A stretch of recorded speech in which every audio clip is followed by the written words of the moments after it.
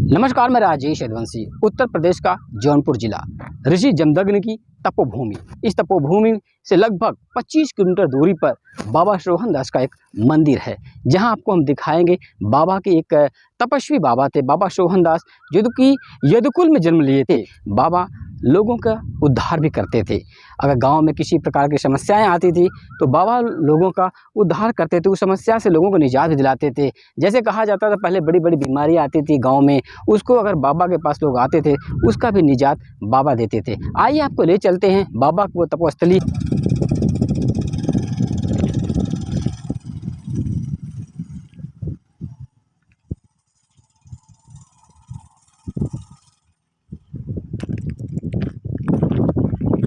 बाबा सोहनदास बाबा की यह तपोभूमि है। अब देखिए कितना बड़ा प्रांगण है, घेराबंदी भी की गई है इस तपोभूमि की। लेकिन अगर हम अब विकास की बात करते हैं, डेवलपमेंट की बात करते हैं, बाबा की इस तपोभूमि का अगर विकास किया गया होता तो ग्राम सभा के चारों तरफ के लोग आते, यहाँ बैठते और शाम को जो कि यहाँ पर लोग घूमते भी। लेकिन अब बता दें कि जो ग्राम सभा सूरतपुर है, आपको बता दें ग्राम सभा सूरतपुर में यह स्थित है। मुफ्तीगंज का ब्लॉक है इधर, और इसके बगल में आपको बता दें कि पलिया ग्राम सभा है। इसके थोड़ी दूर पे बिलहरी ग्राम सभा है, और महज थोड़ी दूर पर पतौरा ग्राम सभा है, जो कि हमारा गृह भी है, मेरा घर भी है। पतौरा ग्राम राशि होती है एक विकास के लिए, वो जरूर मुहैया कराई जाती है, थोड़ा जो कि विकास करने के लिए। समुचित विकास अगर बात करें तो बाबा की तपोभूमि यानी सोहनदास बाबा की तपोभूमि का पूरा विकास नहीं किया गया। बाबा की तपोभूमि में अगर बात करते हैं तो रास्ते की समुचित व्यवस्था तो दिखाई दे रही है आपको। लेकिन अगर बगल की बात करते हैं तो यह रास्ता है, इसके बगल में आप देखिए पूरी तरह से घास फूस से भरा हुआ यह प्रांगण है। अगर इस प्रांगण को सुसज्जित किया जाता तो बाबा की तपोभूमि आज भी चमकती धमकती दिखाई देती ग्राम सभा सूरतपुर यानी कि मुफ्तीगंज ब्लॉक में। अब हम आपको ले चलते हैं बाबा के उस स्थान पर जहां बाबा बैठ करके तपस्या करते थे। आइए आपको ले चलते हैं, अंदर का प्रांगण दिखाते हैं कैसा है अंदर का प्रांगण। आइए, छोटे छोटे वृक्ष हैं, इनके बीच जब बाबा कहा जाता था कि उस समय जो कि कुएं इत्यादि की व्यवस्थाएं होती थी, लेकिन यहाँ पर कुआं इत्यादि नहीं था। बाबा जो कि अब दिखाते हैं आपको कि एक छोटा सा तालाब का इस समय थोड़ा सा इसका डेवलपमेंट कर दिया गया है। नहीं तो पहले जब ये नहीं था तो यहाँ पर कंक्रीट की जो कि सीढ़ियाँ थी, कंक्रीट की सीढ़ियाँ थी, और उन सीढ़ियों से बाबा आया करते थे अंदर इस तालाब में, और जो ज़मीन खोदते थे उसके अंदर से कंक्रीट निकलती थी। इसी की बाबा सीढ़ियाँ होती थी। लोगों ने बाद में इसको ईंट का निर्माण कर दिया। यह जो कंक्रीट आपको दिखाई दे रहा है इसी की जो कि सीढ़ी भी हुआ करती थी बाबा के समय, जब बाबा यहाँ जीवित थे, जब बाबा यहाँ स्नान किया करते थे इसके अंदर। अब देखिए कितनी मोटी सीढ़ी है, चमन है, आज भी आपको दिखाई दे रही है कि खुरदरी हो गई, फिर भी कितनी ज़्यादा बधी पड़ी हुई है। ना सीमेंट है ना कुछ है, बाबा की है वही तपोभूमि। आपको बता दें कि 6-7 साल पहले जो कि जब हम लोग यहाँ आया करते थे तो यह बहुत गहरा था, इसमें मिट्टी नहीं थी। आज चारों तरफ से मिट्टी भर जाने के कारण यह तालाब में पानी आज नहीं है, यह सूख गया है। लेकिन कितनी भी गर्मी होती थी इस तालाब का पानी सूखता नहीं था। बाबा इसी तालाब में स्नान करते थे। लेकिन देखिए महज बाबा के ना होने के बाद यह तालाब सूखा पड़ा है। बड़ी परंपरा होती है, जब हम स्कूटी के अंदर आते हम लोग तो अपने जूता चप्पल इत्यादि जो कि बाहर ही उतार देते हैं। यह पुरानी परंपरा है जो सदियों से चली आ रही है। यह परंपरा लोग चाहे कोई भी आता है पहले जूता चप्पल इत्यादि बाहर ही निकाल करके अंदर प्रवेश करता है। यही परंपरा बाबा के समय से चली आ रही है, लोग इसका निर्वाह करते हैं। आइए आपको दिखाते हैं थोड़ा हम यहाँ का जो मंदिर आपको दिखाई दे रहा है, यह गाँव के लोगों ने अपने पैसे से निर्माण कराया है। ये जो ईटा खड़ंजा को दिखाई दे रहा है, यह यहाँ के पूर्व विधायक थे समाजवादी पार्टी के गुलाब चंद सरोज, उनके द्वारा इस खड़ंजे का निर्माण किया गया था। अब देखिए कि ये प्रांगण है अंदर का, जिसमें जहाँ बाबा बैठ करके तपस्या किया करते थे। यह वही प्रांगण है। कितना ज़्यादा यहाँ जो कि आपको देख सकते हैं कि पेड़ पौधे दिखाई दे रहे हैं। लोगों के सहयोग से आप देख रहे हैं बगल में ईंटें भी दिखाई दे रही हैं। लोग जो ग्रामवासी हैं यहाँ के थोड़ा सहयोग करते हैं। अब देखिए कितना बड़ा प्रांगण है। अब देखिए अंदर लोग घूम भी रहे हैं, कितना बड़ा प्रांगण अंदर का भी है। अब देखिए यह अगर सुसज्जित होता कितना सुंदर लगता, लोग चहलकदमी भी करते यहाँ घूमते टहलते और कितना अच्छा होता। लेकिन ऐसा कुछ नहीं है। जब आप अंदर बढ़ते हैं तो एक हैंड पंप है, यहाँ लोग आते हैं। थोड़ा बाहर जब लोग आते हैं तो यहाँ हाथ पैर मुँह इत्यादि धुल करके ही बाबा के दर्शन के लिए अंदर जाते हैं। आइए अब हम आपको अंदर ले चलते हैं, दिखाते हैं बाबा की वो प्रतिमा जहाँ बाबा कैसे थे और किस प्रकार उनका स्वरूप था। देखिए, यह लोगों ने इसका निर्माण किया है, ग्राम सभा के लोगों ने सहयोग राशि से इसका निर्माण किया है। यही है बाबा की तपोभूमि, यानी सोहनदास बाबा की तपोभूमि। यह जो आपको दिखाई दे रहा है, यह ग्राम सभा के लोगों ने निर्माण किया है और कुछ लोग दान भी करते हैं यहाँ आकर के। आइए अब आपको ले चलते हैं बाबा की वो प्रतिमा दिखाते हैं। यह जो कांच की मड़ई आपको दिखाई दे रही है, यही है बाबा की तपोभूमि। यह सोहनदास बाबा की प्रतिमा है, जिसे आप देख सकते हैं। खड़ाऊ जो आपको दिखाई दे रहा है, यह बाबा इसी खड़ाऊ को पहनते थे। लोगों ने इसे सुसज्जित करके आज भी रखा हुआ है एक शीशे के जार में। यही है बाबा का वह खड़ाऊ। और देखिए बाबा की प्रतिमा है, आप देख सकते हैं, जो कि योगीराज बाबा सोहनदास महाराज इस पर लिखा हुआ है इस प्रतिमा पर। आप देखिए बाबा जब यहाँ जीवित थे तो लोग बताते थे कि बाबा बहुत ही ज़्यादा तेजस्वी थे, जानते थे सब कुछ क्या होने वाला है, कौन क्या सोच कर मन में आ रहा है, सब कुछ बाबा जानते थे। आइए आपको हम पास से थोड़ा जूम कर दिखाते हैं कि बाबा की प्रतिमा आप देख सकते हैं कितनी ये पुरानी प्रतिमा है बाबा की, लेकिन लोगों ने एक उसी प्रकार की प्रतिमा बाबा के लोगों ने हस्तक बनाया हुआ है। यही बाबा का वह प्राचीन जो कि उनका तपोभूमि है, या मंदिर है। आइए आपको अब ले चलते हैं अंदर, जहाँ बाबा बैठ करके पूजा इत्यादि किया करते थे। आज भी ये परंपरा चली आ रही है बाबा के समय से ही। आप देख सकते हैं कि यह कुंड बना हुआ है, जहाँ यहाँ लोग साधु सन्यासी बैठते हैं, पूजा अर्चना करते हैं, और यह कुंड में जो राख है इसको उठा करके यही भभूत के तौर पे कहते हैं, भभूति के तौर पे लोग इसको एक कागज़ की पुड़िया में बांध कर देते हैं, जिसकी समस्याएं हैं आज भी खत्म हो जाती है बाबा की इस दरबार से इस राख को ले जा करके, यानी इस भभूत को ले जा करके। यही है बाबा की वह तपस्थली, और दिखाते हैं आपको जहाँ बाबा बैठ करके पूजा और तपस्या किया करते थे। बाबा की समाधि के बाद भी लोगों ने यहाँ ग्रामवासियों ने एक मंदिर का निर्माण किया। सन 1964 में इस मंदिर का निर्माण किया गया। इस मंदिर के अंदर आपको दिखाते हैं कि हनुमान लला की एक मूर्ति है, जिस पे लोग पूजन अर्चन किया करते हैं। लेकिन आपको वह मूर्ति दिखाएंगे जो बाबा ने अपने हाथों से मिट्टी की बनाई हुई थी। यह यहाँ पर जो कि गाँव वासियों ने अपने सहयोग से एक हनुमान जी की मूर्ति की स्थापना की है। आइए आपको ले चलते हैं बाबा की वह तपोस्थली, जहाँ बाबा बैठकर जिसके अंदर पूजा अर्चना किया करते थे। यह वही कपाट है। पहले हम कपाट को खोलते हैं, दिखाते हैं आपको। इसी के अंदर बाबा बैठ करके साधना किया करते थे, तप किया करते थे, अपनी साधना को सिद्धि करते थे। यह है बाबा का वह प्राचीन स्थान, जहाँ पर बैठ कर बाबा पूजा अर्चना किया करते थे। अब देखिए इसके अंदर का दृश्य हम आपको दिखाते हैं। देखिए यह कुंड बना हुआ है यहाँ पर, जिसकी हम बात कर रहे थे, जो जिस राख की बात कर रहे थे, जिस भभूति की बात कर रहे थे, यह वही भभूति है जो कुंड में लोग आज भी सजोए हुए हैं और रखे हुए हैं। कुछ भी समस्याएं आती थी, इसी भभूति को उठा करके बाबा अपने हाथों से दे दिया करते थे लोगों को, और जिससे लोगों का समस्याओं का समाधान हो जाता था। लोग बाबा से उस समस्या का समाधान पा जाते थे। यह वही तपोस्थली भूमि है। बाबा इसके यहाँ पर बैठ करके पूजा अर्चना किया करते थे। लोग कितना सजोए हुए हैं, देखिए यहाँ पर एक छोटा सा बल्ब लगा करके लोग इस अंधेरे घर को भी सजोए हुए हैं, और आप देख सकते हैं कि यहीं पर बाबा बैठ करके पूजा अर्चना किया करते थे। इसी विभूति को लोगों को दिया करते थे, जिससे लोगों की समस्याओं का समाधान होता था। यह बाबा सोहनदास की यही तपस्थली है। यहीं बैठ करके बाबा सोहनदास जो कि यहाँ पर तप पूजा अर्चना किया करते थे। यही है बाबा की सबसे बड़ी वह प्राचीन स्थली, जहाँ बाबा बैठ करके पूजा अर्चना किया करते थे। अब देखिए यहाँ पर उसी समय के 4 घंटे लगे हुए हैं, आपको दिखाई दे रहा होगा यह घंट इत्यादि, ये सब जो कि बाबा के समय का ही है। आइए आपको और दिखाते हैं कि जो यहाँ खाने इत्यादि सामग्री आप देख सकते हैं कि कहाँ से आई है। सब कोई खरीद कर नहीं लाता। यहाँ बाबा के समय से ही लोग गाँववासियों, जो यहाँ के ग्रामवासी हैं, अगल बगल के लगभग 10, 15, 20 किलोमीटर दूर के लोग आते हैं जब, तो यहाँ कुछ न कुछ खाद्य सामग्री लेकर आते हैं बाबा के यहाँ। जैसे आपको दिखा देते हैं कि दाल है, चावल है, ये आप देख सकते हैं। सब कुछ यहाँ पड़ा रहता है, किसी चीज़ की आज भी कमी नहीं होती है बाबा की इस तपोस्थली पर। आपको दिखाते हैं कि बाबा की प्रतिमा की स्थापना की गई है लोगों के सहयोग के द्वारा।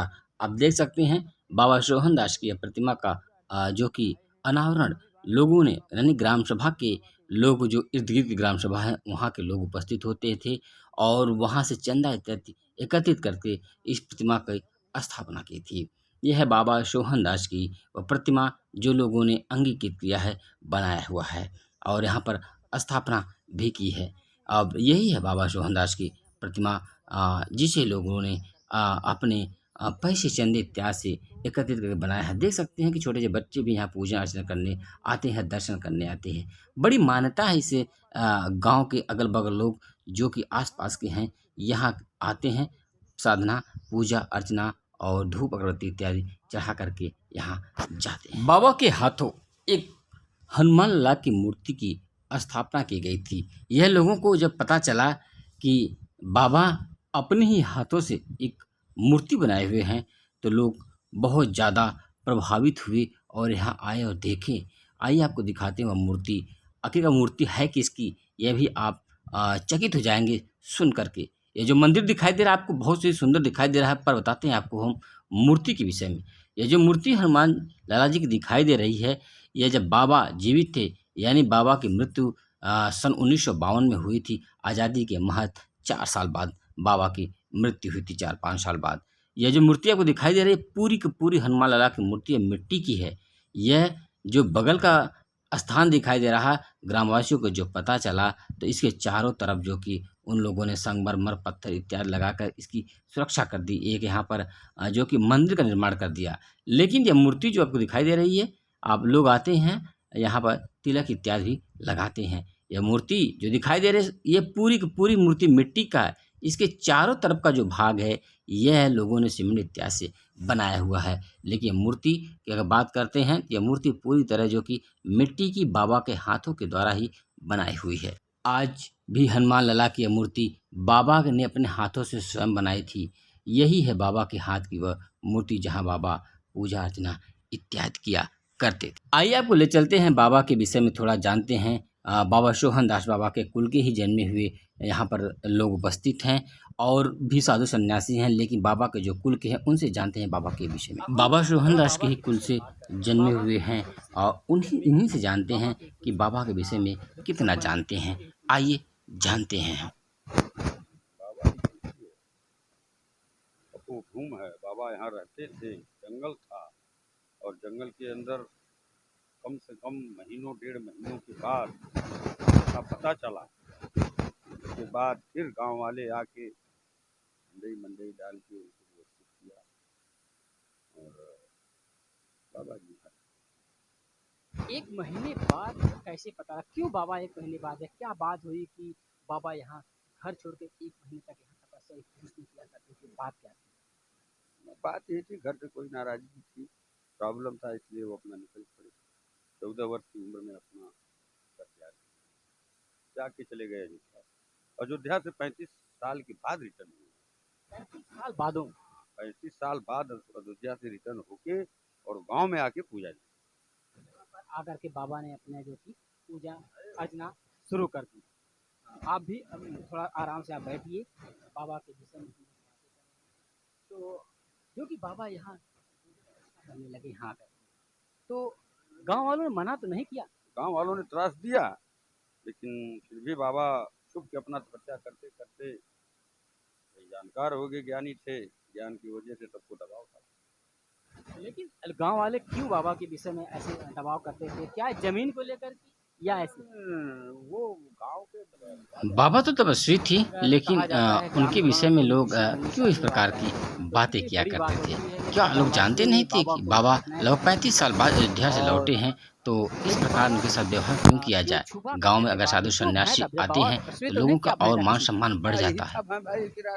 गांव के इर्द गिर्द के लोगों ने जो बाबा के थोड़ा परेशान कर रहे थे, लेकिन बाबा अपने तपो बल से लोगों को जो कि शांत कर दिया कर रहे। बाबा की तपोभूमि चली आ रही है, आज भी कोई नहीं आता है, हमारे डर की वजह से पाका है और जबरदस्त हो जाता है। कहा ऐसा है कि यहाँ पर चारों तरफ इतना जंगल था, कुश इत्यादि इतना ज़्यादा था कि आप पैर रखने की जगह नहीं होती थी कि आप यहाँ अंदर कैसे आएंगे। इतने सर्प थे, इतने बिच्छू थे कि आपको हर कदम पर खतरा था। लेकिन बाबा जानते थे कौन आ रहा है, कौन जा रहा है। सबकी रक्षा बाबा किया करते थे। आपको सुनाते हैं एक वाकया जो हम आपको बताएंगे महाराज कि क्या थी वो वाकया, बाबा कैसे गया। साथ में सर्प और नेवला को साथ में ही दूध पिलाते थे। और दोनों जन अगर झगड़ा करता थे तो दोनों जन को भगा देते, चलो साइड हटो, अगर पियोगे तो साथ में, नहीं तो भाग। कहा जाता है कि लोग शाम को यहाँ आते थे, थोड़ा धूम्रपान किया करते थे बाबा के साथ यहाँ पर जो कि बैठ कर के बाबा लोगों को कुछ बातें बताते थे। और एक वाकया हुआ था बीच में जो कि यहीं बगल के ही राजभर थे और यहाँ नृत्य प्रतिदिन की तरह गांजा पिए और जाने लगे और उन्हें एक बबूल की लकड़ी दिखाई दी जिसका हल बनता था पहले, जो कि खेत की जुताई के लिए कंधे पे लादे और लेकर जाने लगे। और महज कुछ थोड़ी दूर गए और उनको जैसे प्रांगण में बाहर जाने कदम रखे, सर्प ने आगे से फन काट कर रोक लिया। क्या हुआ वाकया जानते हैं पूरा बाबा से। आए और रख दिए, रख कर जाने लगे। बाबा बोले उनका जो कुछ लिए हो उसे रख दो और जाओ। आए और लकड़ी का वो टुकड़ा रख दिए, फिर चले गए। कोई दिक्कत नहीं, कोई बात नहीं हुई। और आप बता दें कि बाबा सब कुछ जानते थे। बाबा यही हुआ और कुछ नहीं हुआ, सब कुछ जानते थे बाबा। यही सब कुछ। और जोर से चिल्लाने लगे बाहर से और कि हाँ, बाबा ने सर्प ने रोक लिया था। जैसे वह चिल्लाए, बाबा बोले रख दो जाओ, चले गए। यही वाकया हुआ था उनके साथ जो कि यहाँ से प्रांगण से लकड़ी ले जा रहे थे जब चोरी करके। तो यही वह सर्प आगे से रोक लिए थे। यही बाबा सोहन दास की तपोस्थली, यही भूमि है बाबा की। आइए एक वाकया जानते हैं। यहाँ प्रांगण में गाजे का पेड़ था जो कि कुछ लोगों ने शिकायत की, गांव के लोगों ने, कि यहाँ जो कि बाबा गाजे की तस्करी करते हैं, गाजा लोगों को बेचते हैं और पिलाते हैं। इसको लेकर के लोगों ने थाने में तहरीर दी और पुलिस आई। तब वाकया क्या हुआ आइए जानते हैं महाराज से। बाबा बोले कि यह गाजा है कि रहर है, आप जाकर देख लो। अब भैया जब वो सब गए अंदर तो देखे तो पूरा का पूरा जो कि रहर का पेड़ है। आए सब बाबा के पास, बोले बाबा ये तो रहर का पेड़ है, यहाँ गाजा का पेड़ कहाँ है। बाबा बोले सर यही है। तो दोबारा बाबा फिर बोले जाओ देख कर आओ। दोबारा जब अंदर गए तो देखे सब गाजा गाजा। अब भैया पुलिस वहाँ से भागे भागे अंदर आई, अब बाबा के चरणों में गिर गई। बोले महाराज हमें माफ़ कर दीजिए, नहीं कहे कि देख ली जा कर के गाजा है कि रहर है। फिर जब दोबारा गए तो पता लगा वो तो कुछ और बन गया। फिर आए, कहें प्रभु आप हमें माफ़ कर दीजिए, हम जा रहे हैं। यानी हाथ पैर कांपते हुए पुलिस यहाँ से जो कि भाग गई। दोबारा यहाँ पुलिस आई नहीं, जो कि लोगों की शिकायत करने पर गांव वाले जो शिकायत किए थे। बाबा ऐसे थे तपस्वी बाबा सोहन दास।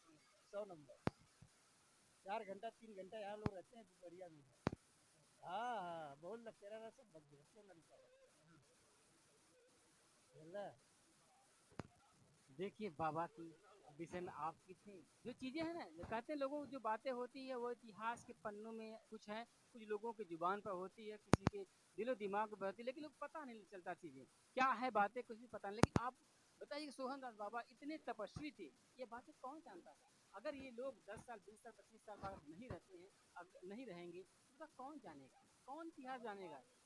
अब उनके बतिया न भाई बतियावे जो छोट छोट रह हमने तो बतावे बाबा तो सन 52 में विस्वार हो गई ने, सन 52 में विस्वार हो गई ने।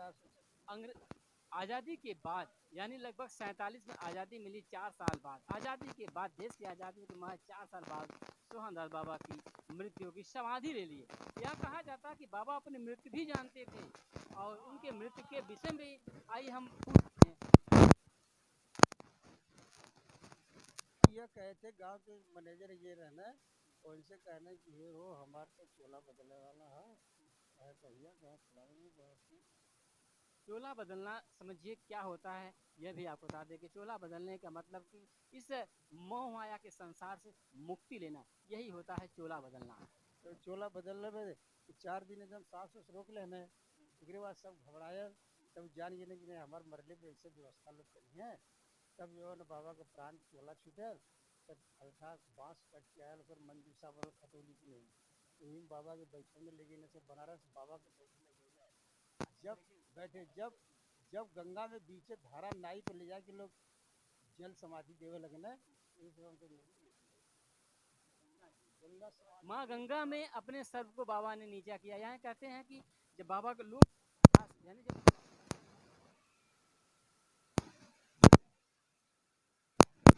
लेकिन बाबा को बैठा के ले गए थे और बाबा सीधे उस सर को खड़ा किए थे, लोग बताते थे ऐसे करोगे तो सीधे सर को। लेकिन जब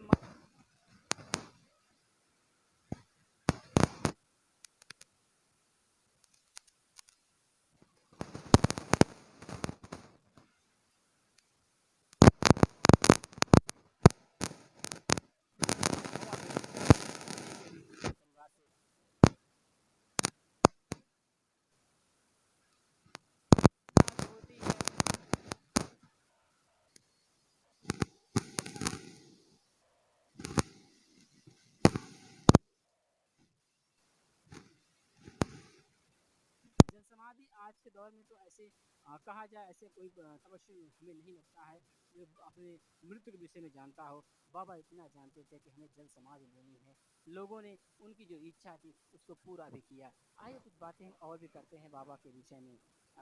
लोग कहते थे ना कि बाबा जब गांव में समस्याएं आती थी, जो लोग प्रताड़ित करते थे बाबा को, जो लोग बाबा को विषय मारने के चक्कर में पड़े थे, तो वही लोग बाबा के चरणों में नतमस्तक हो गए। बाद में बाबा के यहाँ पूजा अर्चना करने लगे, बाबा से मिनती मांगने लगे। ये कहा यह भी जाता था कि जब गांव में कोई बड़ी समस्या आती थी तो लोग बाबा से समस्या के निदान ले आते। क्या करते थे बाबा उस समय? उस समय भभूत देते थे और भभूत ले जाके लोग सोते थे, भभूत से सब कल्याण हो जाता था।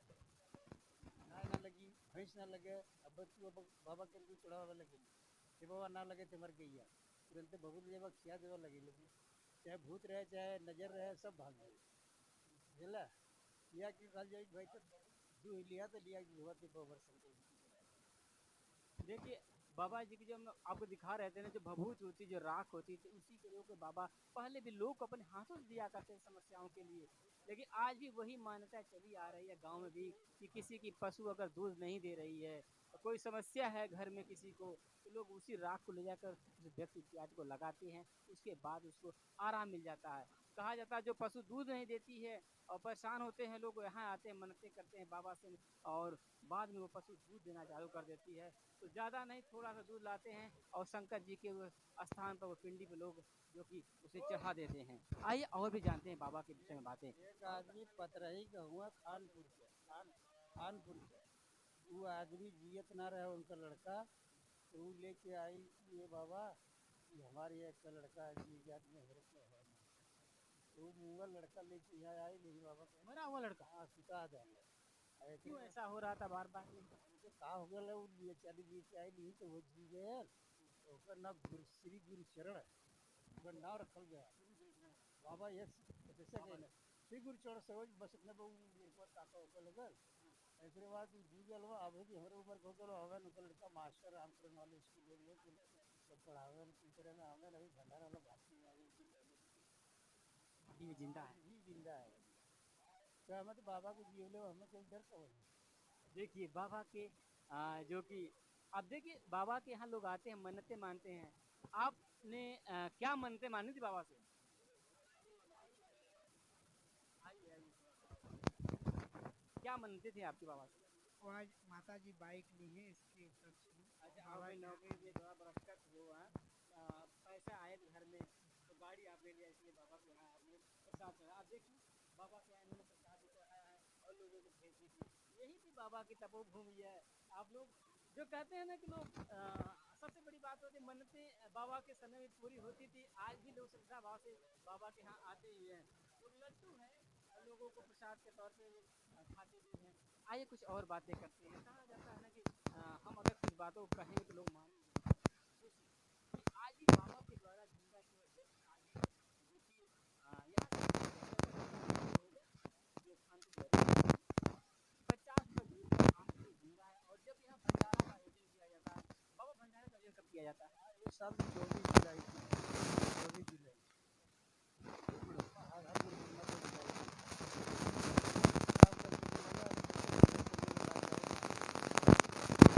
खर्च होता बाबा कौन लाता होगा, कहाँ से?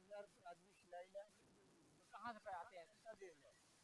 सब चॉइस कर दे, तू टीना घी दे दे, तू टीना तेल दे दे, क्यों गेहूँ ले आई, क्यों चावल ले आई, क्यों 5 कुंटल कोहड़ा ले आई, क्यों 8 कुंटल आलू कहब ऐसे कहब करते सब ये जो कहब दे। कि अगर समस्या लेके आ जाए बाबा हमें ये परेशानी है, तो बाबा कुछ कहते नहीं थे, वहाँ जो भभूत उठा करके दे दिए, उसका जो कष्ट था वो कट जाता था। ऐसे थे बाबा सोहनदास बाबा। आपको हमने दिखाया बाबा सोहनदास बाबा की कर्म भूमि, तपस्वी भूमि या ऋषि जगदम्ब की भूमि जौनपुर है, वहीं पर बाबा सोहनदास बाबा जो कि अपने निष्ठ करके जानते थे। लोग यहाँ पर आप देख सकते हैं कि लोग जुटे हुए हैं, पूजा अर्चन करते हैं। जब आप पता है कि शनिवार का दिन होता है तो यहाँ पर काफ़ी लोग लगभग 50-60 के लोग यहाँ उपस्थित होते हैं। गाँव के लोग भी उपस्थित होते हैं। यहाँ इर्द गिर्द के लोग आते हैं जिनकी मन्नतें पूरी होती है। ऐसे के बाबा सोहनदास आज वह बाबा की जो तपोभूमि है, लोग आज भी उसी मान्यता के अनुसार, उसी श्रद्धा के अनुसार लोग यहाँ पूजा अर्चना करते हैं। तो क्या हमारे